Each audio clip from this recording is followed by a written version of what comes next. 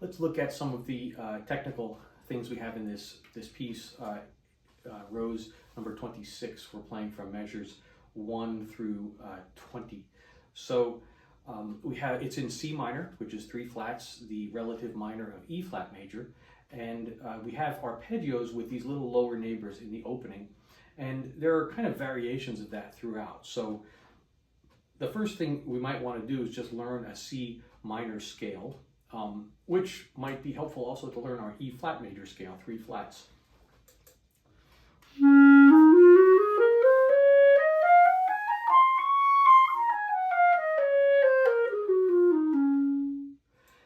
Now in this piece, there are 3 forms of minor: natural minor, harmonic minor, melodic minor. And this uses kind of a little bit of a number of them. I think largely harmonic minor, kind of, but you can kind of make an argument that he's using different arpeggios or chords outside of the C minor scale to get to the C minor. There's quite a few instances where he's playing diminished 7th arpeggios that are very useful. They kind of act as a dominant 7th chord also. So let's look at the first 2 measures. So really that is a C minor arpeggio, and you're going to use a left-handed C, which is the back one here. And so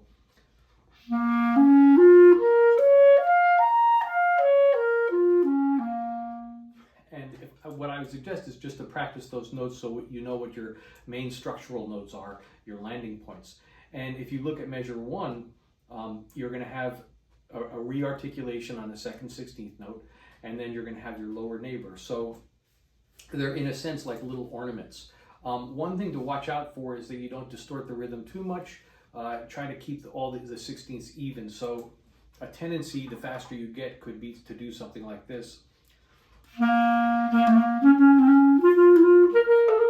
So what we want to do is make sure the 16ths are really even. I use a metronome, and say if I put it on a very slow tempo, say any tempo actually that's slow enough to play it correctly. Here is 65.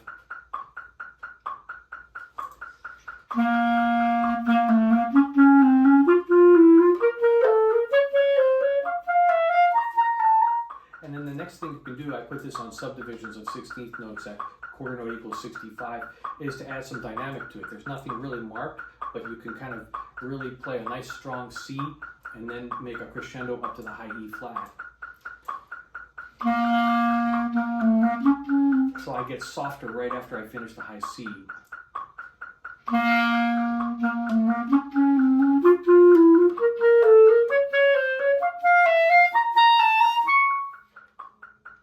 A little trick for that high E flat, in case some of you might tend to overblow that note or underblow it, is to use what we call a half hole. So this first left-hand index finger here, sometimes if I have my finger slid down just a little bit, so here's my finger like fingering a G with the register key and thumb. If I let my top finger slide down just a little bit and the right hand fingering the E flat like this. By the way, this is a traditional E flat fingering like this, not with the middle finger, okay? I see some people doing this. It's the first index finger on the right hand and this little sliver key. So if you have trouble with that high E flat, the first thing I'd say is, number 1, try that half hole. So if I practice from the C before it,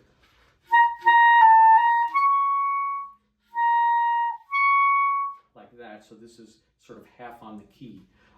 Another quick thing to do is, I'll say it quickly, is to think about the voicing of the E flat and where it is placed. And with all our notes on the clarinet, you want to have a sense of preliminarily feeling where the note is, both with the air, with the tongue position, and with really, in a sense, the whole oral cavity and the whole, really, I kind of think of a lot of my upper torso in particular, aside from my breath, which is coming down from low. I really had an imagination of the whole sensation of each note before I play it, and I try hard, especially with the high notes, to have that imagination and real image. It's not just a sonic image, like remembering the actual pitch, but it's more really also of a feel of the note. So for the E flat, a way to train yourself to do that, and this is for a number of high notes when you get into the altissimo register, is, by the way, the altissimo is anything above C here, so C sharp and above is altissimo on the clarinet. Low E up to B flat is chalumeau. And then clarion is B natural up to C. And then anything above that, C sharp and above, is altissimo. So what I'll do is maybe try a different sort of fingering that's less resistant than the E flat. So here, if I play, so what I did was I first tested the E flat to just see where it is. And then, and again, we're sort of helping us train. So if you're not able to play that note quite yet, maybe play it an octave lower. So you have the actual pitch in your mind. Then I played a G sharp key and the register key, but no thumb hole. And so by playing that, essentially you're making the tube of your clarinet very short with a lot less resistance. And the note with a position of my tongue and my air being sort of, as opposed to more of a, so with a really sort of diagonal tilt of my air going up, almost kind of behind my front top teeth like this.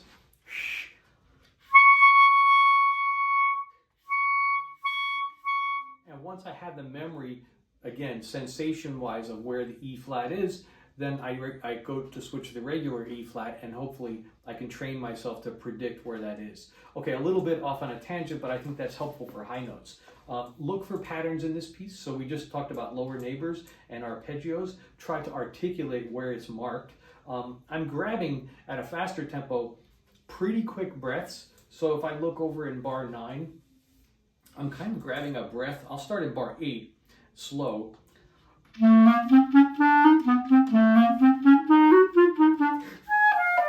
And when I grab my breath in bar 9 after that first E natural, at a faster tempo, that might be kind of hard to do, but don't take as much air in. Take it down here. So,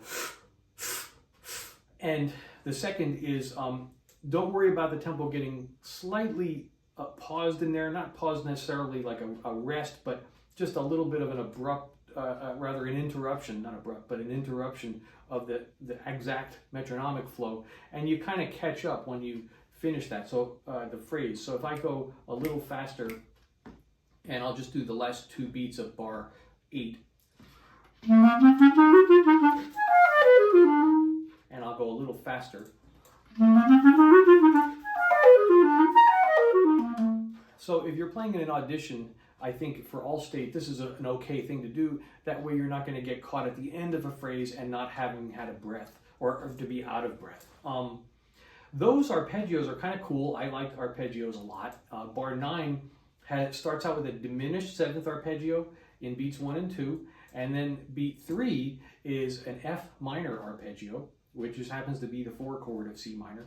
Then he does bar 10, another diminished 7th, a different one, and then beat 3 of bar 10 is our C minor. And again, anytime you have, I didn't say this earlier, but an E flat and a C next to each other, we're going to have to use the left-handed C over here. I would really strongly suggest a couple of things. One, don't assume that the chromatic scales in this piece will be easy. Make sure you practice them. So let's talk about a couple of fingering areas. One is bar 11, another is bar 14. When you play the chromatic here, normally we play this chromatic, here's an F natural, and the bottom side 2 keys are our chromatic scale. So I would do that on bar 11, beat 2. And then the next F sharp, actually, honestly, you can play the front one or the chromatic one. That's fine. Watch in the next bar, in bar 12, that there is a C to a D, and it doesn't start chromatic when it goes on to the B natural. So, and once you get to the E flat, then it starts the chromatic scale. The next in bar 14,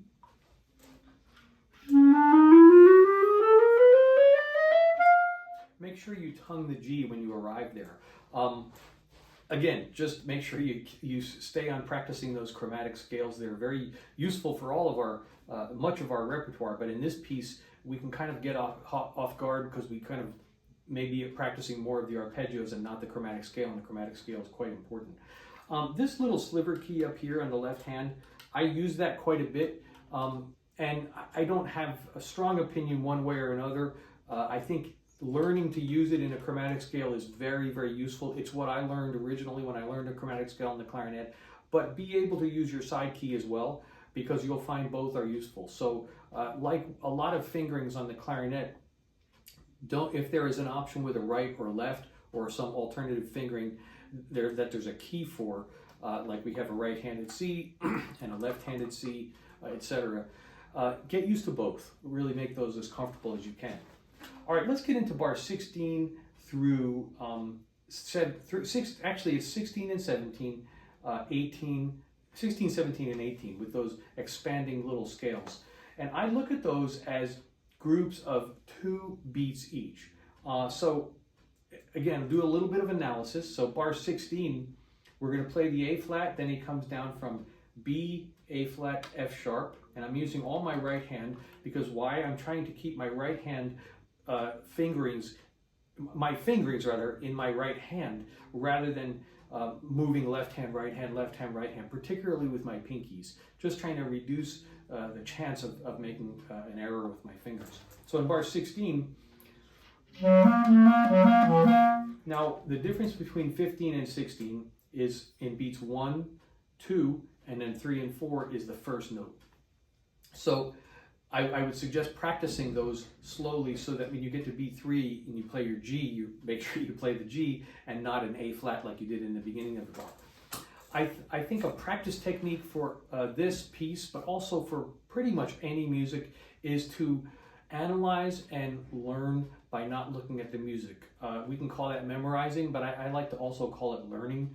Think about the logic of what the structure is. Is it going down in half steps, which half steps are notes of a chromatic scale. Whole steps means you skip a note of the chromatic scale. So in this case, we're actually going down different intervals.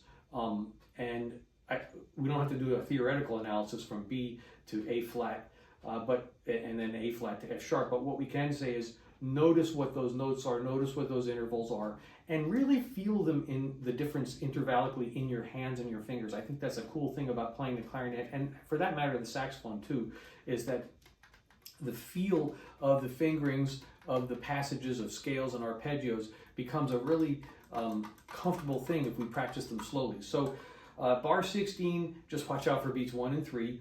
Bar 17, we have the option of keeping our right hand down for a lot of those notes. For the F sharp at the end of beat 2 of bar 17 and also at beat 4 of 17, you're going to have to lift your right hand up to make the note sound properly in tune. Let's talk really quick about we call them resonance fingerings. So throat A, throat B flat, open G. Let's leave G sharp out for a second. So those notes, G, A, and B flat, you can leave a variety of right hand and in fact left hand fingers down to kind of give a little more resonance to the notes. So let's start with a G. And what I'll do is put 3, 3, and my low C, F key down. Now I'll do A, B flat. Now, I also have the option of putting the whole right hand down or even just some of the right hand notes down. Also, depending on your clarinet, check your intonation because sometimes the B flat, normally these throat notes can tend to be a little bit low, but I don't want to say that there is really any normal situation. I mean, it depends on the mouthpiece you're playing. I happen to be playing on a really cool mouthpiece that I really like called Playnick, made in Austria, and it's actually pitched at A443, but somehow with my instrument and pulling the barrel out a little bit, I'm pretty able to get it in tune to play with people here in America who play at A440 or somewhere in that vicinity, and it seems to work also if I play with others who are non-American and they're particularly in Europe that are playing at a little higher pitch level. So your intonation should be according to what your tuner says and what you can adjust to playing with other people. Okay, so get back to bar 16 and 17. So my right hand is going to be down a bit.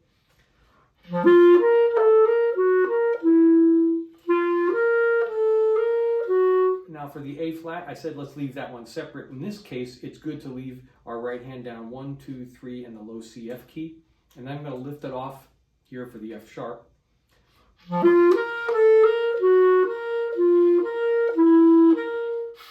Now, if you were to leave your right hand down for the F sharp, it would sound a little out of tune, but if you're able to play it really smoothly and rhythmically even,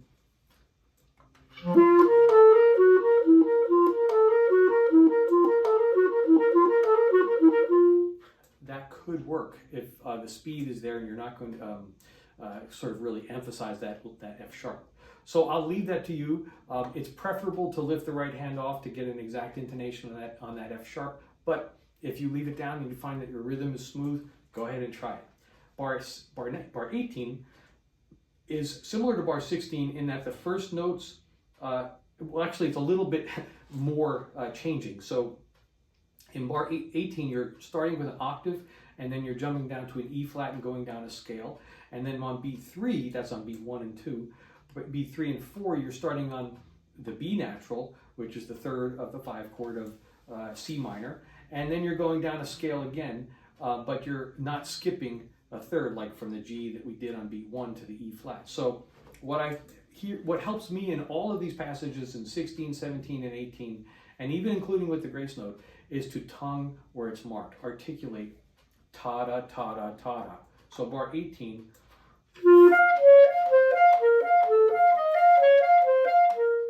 And then I actually found that if I'm playing at a faster tempo here, as I work this up a little bit, bar 19, when I play the C natural, I find that I like to, I kind of need a breath at that point to make it to the very end. So I do what we did, or what I did up at bar 9 is grabbed a quick breath on the downbeat of 1. So let me go slow motion here for a second. 16.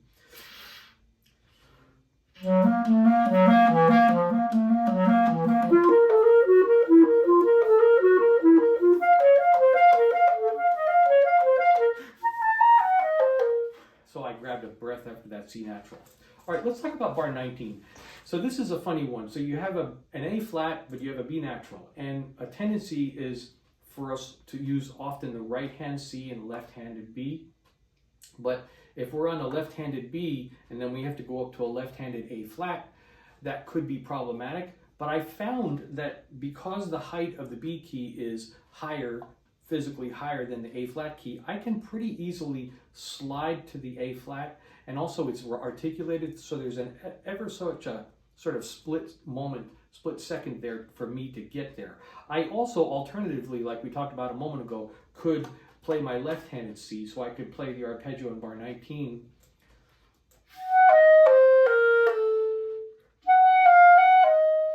And we could play D, left-handed C, right-handed B, and then I'd be ready for my left-handed A flat. But I found that I was a little more even rhythmically if I stayed on the right and just rather the left B and then slid up.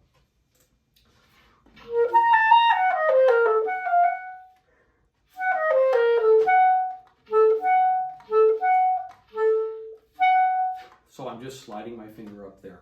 So that's, I don't want to call it a trick, but that's what I found works best more evenly for me. In bar 20, just be ready for the articulated notes and also the left-handed C. One thing we didn't talk about is articulation. So let's just go over that real quick. And also clarinet embouchure and hand position. So hand position, I rest my hands, I kind of let it rest down here. I kind of dangle it and relax it. Fingers are curved like this. I bring them to the clarinet like this. Same with the left hand, right hand, left hand, the same. Relax them. The fingers are somewhat diagonal and definitely curved. So I'm hinging or moving my fingers from this very back knuckle joint like this. I'm not collapsing the fingers in the front like this. And that's really important for us to remember. You'll also have to find the rings and the hole here in the third key or third area here on the left hand according to your hand size. So this is not set in stone. What you want to avoid is having sort of a real crunch like this, because then you can distort and you don't really have access to these right hand keys, and same if you're going like from F sharp to A here, it can be problematic. So curved fingers moving from the back knuckle joint. Embouchure, I like to say the letter Q, and I got this from my former teacher, Kelly Burke at UNC Greensboro, and I think it's a really great syllable to say. Also in French, there's a Q kind of a sound, and that gets our chin to keep this curve. And I'm going to say, rather than say pulling the chin down, which is often said, and there's a lot of value to that, certainly. I like to just think of engaging all these muscles. That way you have the freedom on your end, according to the way you're physically structured, your mouth and muscles and everything, your teeth structure, to adapt something to your own personal physiology there. So if we say engage the muscles, I just want to make myself aware of them. So Q helps me do that. My lower lip is flush against my teeth, and just having my lower lip flush against my teeth makes a little bit of it roll over to the top of the teeth. So when I rest the mouthpiece in, Q, and I retain this curve here of my chin, and these corners are engaged, and the upper lip wraps over the mouthpiece. My top teeth rest on the mouthpiece. I grip the mouthpiece. I don't grab it or bite it. Grip it means my upper lip is on the mouthpiece, preventing any air leaking out of the sides of the mouthpiece. We don't want air coming out. So the top teeth are only resting there to allow my mouthpiece to not move around enough. So that's the only pressure I have there. The rest is relying on my air. So embouchure is, say, the letter Q, put the mouthpiece in, don't bunch the chin up, don't make it all bumpy here like this, keep it a little bit down like that. And the next thing about embouchure is what our position of our tongue is.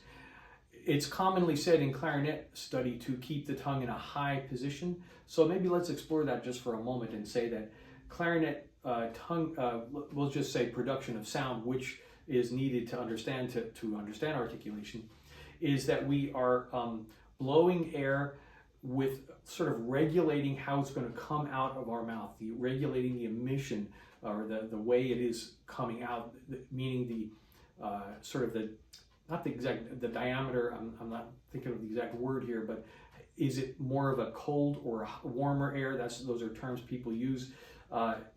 More focused, less focused. So some examples, and the way I like to explain this is just with simple sounds. So if I say shoe, shh, but then I form the Q embouchure, shh, and then I bring my tongue up, almost touching my top back molars, or in fact, kind of rubbing it against the top back molars, therefore, or my tongue will be the roof of my mouth, and my tongue is higher now because the sides of it are touching the top back molars.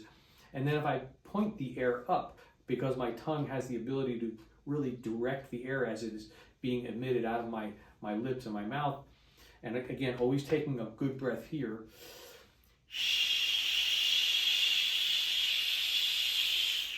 and that really focused airstream is the real fundamental part of articulation. So now let's move to articulation. Once you can blow air out of your mouth really in a controlled, efficient way, then let the tongue, the tip of the tongue, gently contact the tip of the reed. And I say the tip meaning just above where the taste buds start. So if you look literally at the tip of the tongue, there's a point at which the taste buds on the end of the tongue stop, and then if you go to the center of the tip and then below the tip, there's no more taste buds. So kind of right on the top of where the taste buds start. Let's just call that the tip of the tongue. And then the tip of the reed could literally be like straight on like this, but what we're talking about is, since the angle of the clarinet is more like this, that we're going to contact the reed kind of like this. So take a big breath, start with your tongue on the reed, blow your air. Nothing's going to come out now because your tongue is on the reed, preventing the sound to happen. Remove your tongue gently, and then put your tongue back. So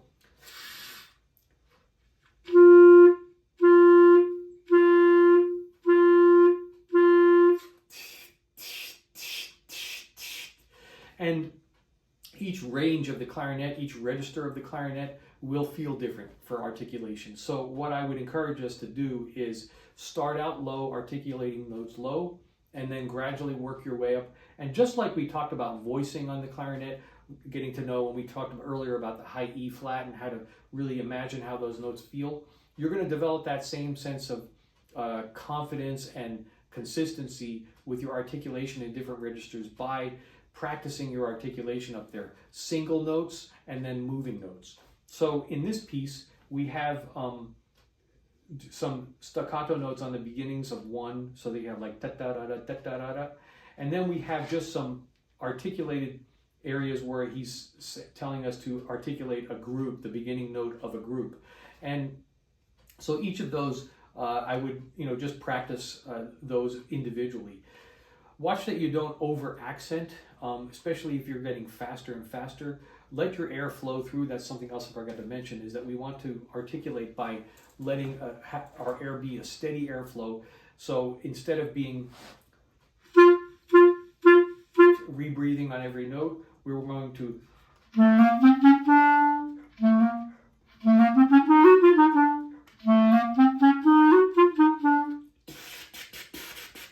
one steady breath.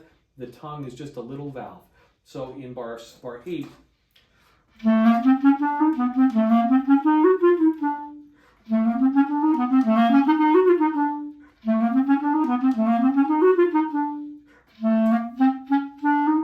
when you're coming off of a tied note, like in bar 8, it's good to make the second note of the tie a little bit shorter. So we wouldn't retongue that second note because it's tied from the first note, but clip it off a little bit so you're preparing the next note to be sounding even shorter. So if I made, for instance, in bar 8, the C, the second note, longer, but if I made it shorter,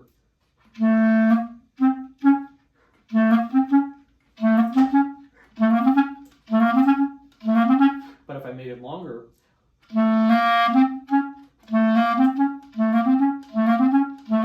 the third note, the staccato note, sounds longer. So coming off of a tie, the second note of a tie, make that note shorter so that the dotted note sounds shorter.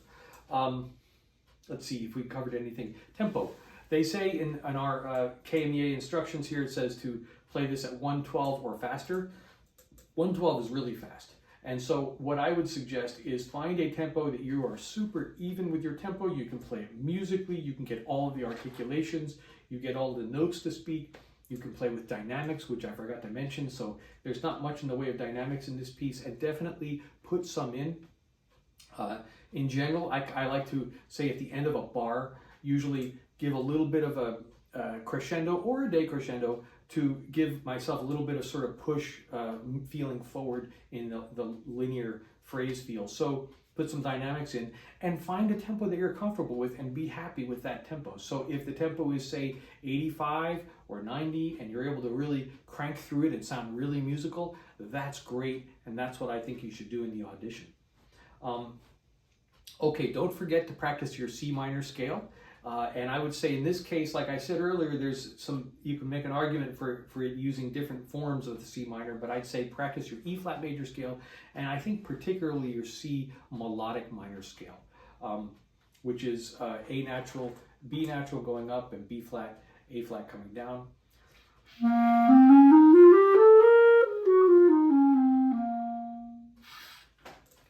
Practice this both with a metronome and without a metronome. Okay, I look forward to hearing how you all do. If you all would stay in touch with me, let me know how you're doing, and I wish you all good luck.